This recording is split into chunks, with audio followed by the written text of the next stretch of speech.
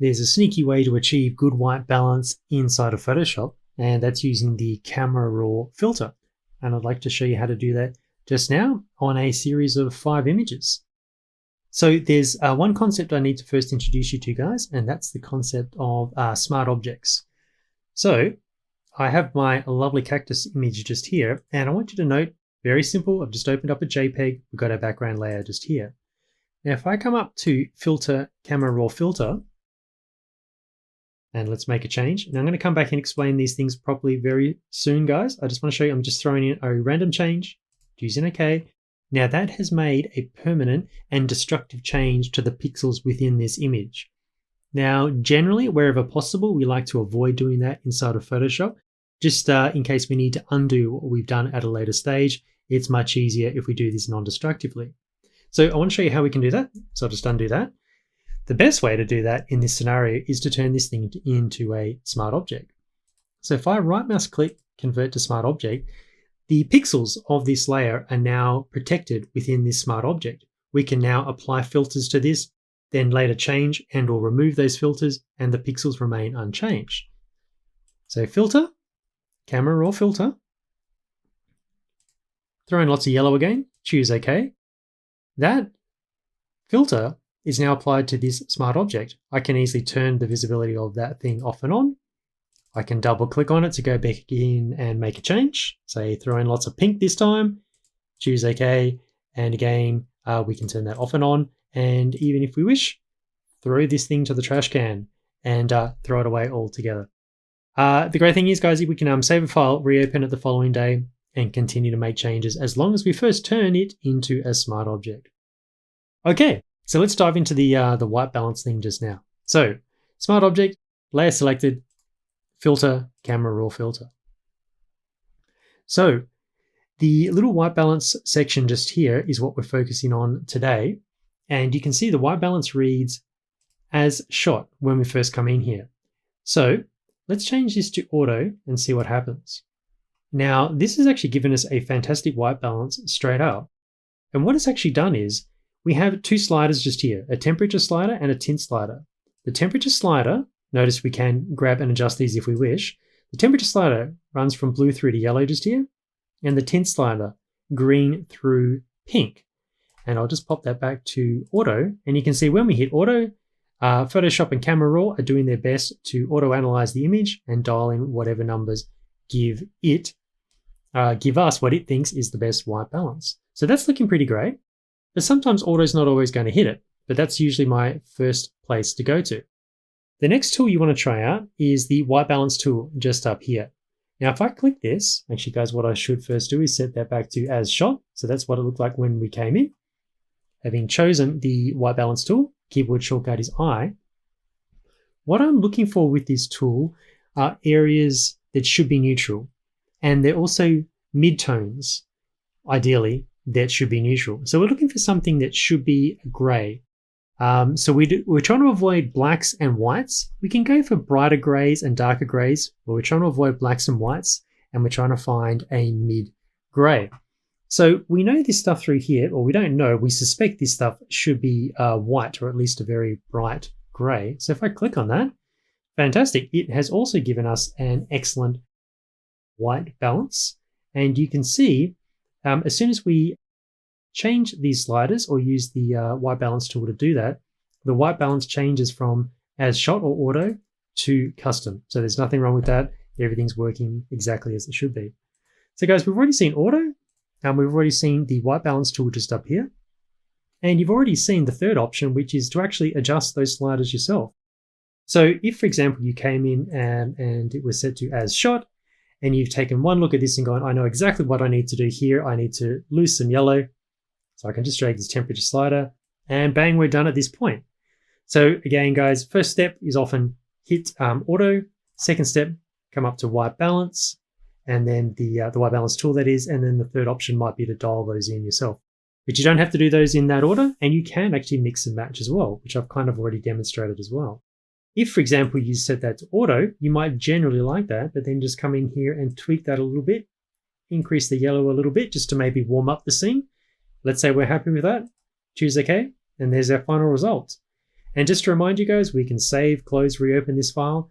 And if you wish to make a change, camera raw filter, just double click on that, make whatever change you like, make it very obvious, choose OK, and that's the result just there.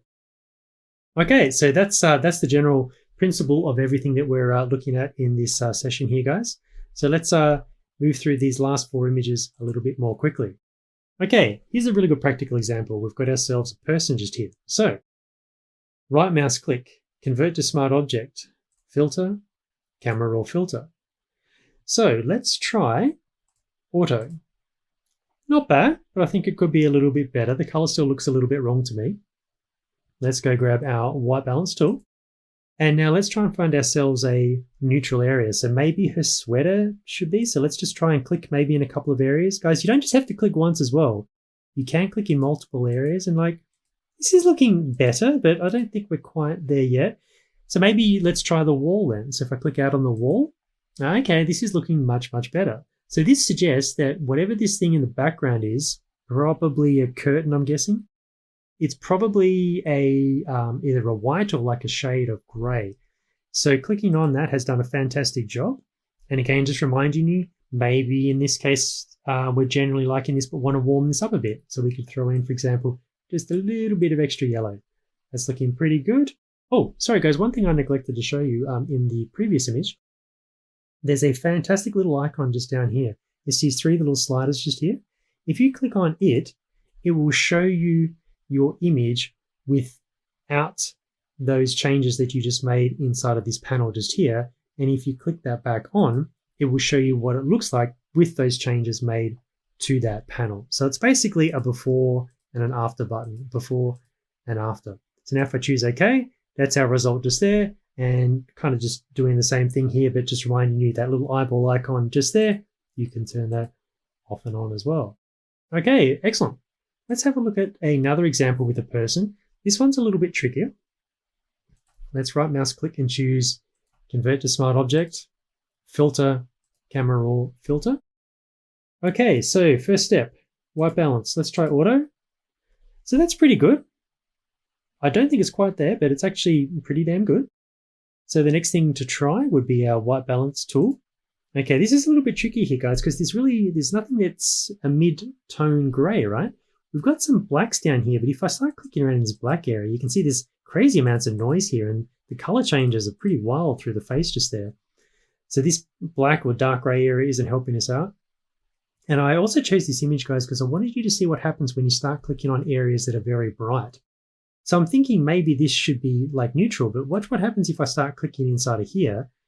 Camera Raw is throwing up this error. It's basically saying this area is too bright. You need to click on something that is less bright and should be neutral. Okay, so this black area is not helping us. This white area is not helping. I'm going to zoom in a little bit. You can do this by pressing the Command or the Control key and then the plus sign. And if you just throw in the minus sign, you can zoom out. So guys, this isn't always going to work, but sometimes this will work. You can actually try for the whites of the eyes. So notice my white balance tool is still selected. So if I start clicking through here, now that's actually not too bad either. So it may be a little bit yellow in comparison to the auto, but that's still not too bad. So that was the white balance tool. And then again, guys, you've got the option where you can actually dial in your own numbers. So maybe I'll take out a little bit of yellow just there. That's not too bad. That's not too bad at all. I might just leave it at this point just here. And of course, guys, the camera raw filter, you've got tons of other options you can be playing with, but we're just looking at white balance today. So choosing OK, and let's move on to another example just here. Okay, this is an interesting one. Let's convert to smart objects, filter, camera raw filter. Now, the reason this is interesting is because, well, who's to say what the white balance should be on this thing? I mean, we're just looking at water. We've got nothing else as reference. So it could really be anything between blue and green and aquas and whatever. So really, if you just choose auto, camera raw is going, well, I don't know, here's a good guess. The white balance tool. I mean, what are we going to click on? There's nothing in here that should be a neutral gray. So I might just pop that back to as shot. So that's what it looked like when it came in. So maybe with whatever I'm doing, I'm thinking this should be very blue water. So I might push this temperature slider all the way into the blue. Now, let's say I'm liking this shade of blue. I'm just going to deviate away from our color balance for just a second here, guys, and throw in another slider just for the fun of it, the saturation slider. So maybe I like the blue, but it's way too saturated. I can just bring that saturation right down, and that's not looking too bad at all. I'll just choose OK. So that was before, and that's after. So using white balance in a more semi-artistic sense in this example. Now let's jump across to the last one just here, because I want to use white balance in an extremely artistic sense just now. So I'm thinking this picture looks great, but maybe I want to create like a strong sunrise or a sunset. So right mouse click, convert to smart object, filter, camera raw filter. Now I want to make this an extremely high contrast image. And I'm thinking again, so maybe it's a sunrise. So let's drop the exposure, crank the contrast right up, maybe bring the blacks right down, crush the shadows. Okay, so maybe that's not looking too bad. But now this is where it gets really, really cool. Temperature slider. I'm going to just start dragging this right up into the yellow, and the tint slider right up into the pink just there. Now I'll admit there, guys, that is pretty extreme, but if you're trying to create an extreme sunrise, you can't deny we just did that. And check this out. There's our before, and there's our after. Choosing OK. There we go. Okay, guys, so that's using the white balance settings within Camera Raw inside of Photoshop to achieve a good white balance and or a very creative white balance. Hope that gives you some good ideas. Catch you later.